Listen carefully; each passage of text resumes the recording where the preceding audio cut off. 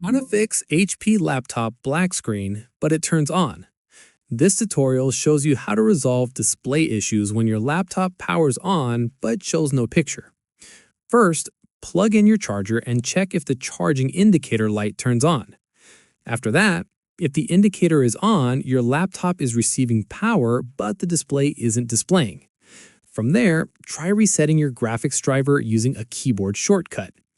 At this point, press and hold Control, Shift, Windows key, and B simultaneously. In the next step, I'm going to show this on the on-screen keyboard to make it easier to understand. Following this, you should hear a beep and the screen may flicker as the graphics driver resets. Once done, wait a few seconds to see if the display comes back on. From here, if the display is still black, try a hard reset. At this stage, press and hold the power button for about 30 seconds.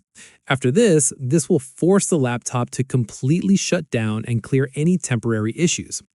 Once completed, release the power button and press it again normally to turn the laptop on. Finally, check if the display works now. And that's it. If this black screen fix helped you restore your HP laptop display, give it a like, subscribe for more tech troubleshooting tutorials, and tap the bell icon for updates. See you on the next one.